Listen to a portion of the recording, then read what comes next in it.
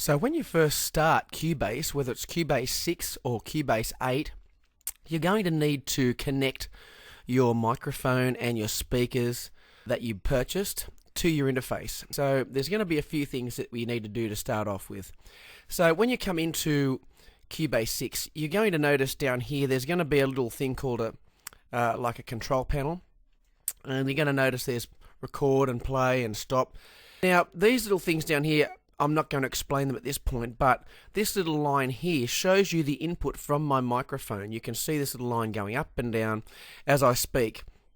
Now, when you first start Cubase for the first time and you've installed all of your CD drivers for your interface, connected your microphone and your monitor speakers up, you're not going to see this line because you need to route your microphone through your sound card and into Cubase. So the way to do that in this short video is you go to Devices, or you can click on F4. VST Connections is what you need to bring up. So I could hit F4 and F4 will bring them up, or I could go here to the Devices and click on that. Now you're going to notice there's a bunch of tabs along the top of this little dialog box here. You only need to look at inputs and outputs. So in the inputs section here, you notice that my device, my sound card, which is a Steinberg UR44, will be there, and in the outputs the same thing, UR44 mix left out and right out. So what you're going to need to do is there'll be nothing in these boxes when you first start, so it'll just be, imagine from here down is what you'll see, there'll be nothing here. What you need to do is you need to add a bus, and you need to call it a stereo bus. So this is on your inputs. So this is saying I want to route my microphone and my inputs into Cubase via this way. So you say stereo, you want 1, you go OK.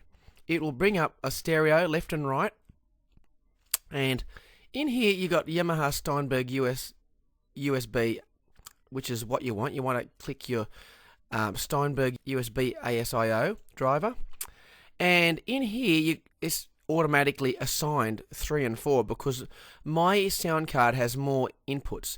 The very first sound card that I purchased, and the one that I recommend most beginners get to start off with, is just a Yamaha Steinberg CS1. I think they're a CS1 or a CL1, I think. CL1s only have basically your input 1 and 2. So what you do is you say, okay, I want to click on this little area, I want to go left, input, so you'd say you want to do your input left, and then you wanted to go bang, you'd go to your input right, because they'd be the only two that you would see. So input 1 and 2 goes into, as above here, into these little areas. So I'm just going to delete this out so that we don't have it anymore. Go bang, delete you. Alright, then you're going to go over to your outputs, and you're going to do the same thing there. You're going to add a bus. So in here is going to be where your device, your sound card is showing up, under here.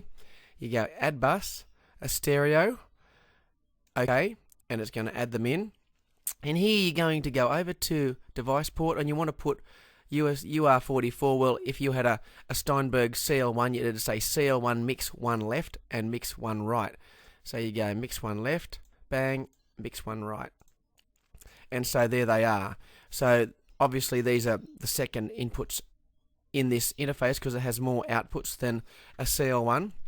But if you wanted to start with a UR44, a Steinberg UR44, they're a fantastic sound card, and you probably won't need to upgrade for some time because they are quite a stable and very sturdy sound card. So I'm going to delete those. So that's how you route your inputs and your outputs. So if these weren't here, notice this little bar bouncing up and down. If the inputs weren't here, I could go and delete this, and then that would not be showing. You get no sound at all. So I won't go and do that. Otherwise, my vocals and my instruction will be turned off. So that's how you go and basically route your basic input and outputs into Cubase so you can get some sound.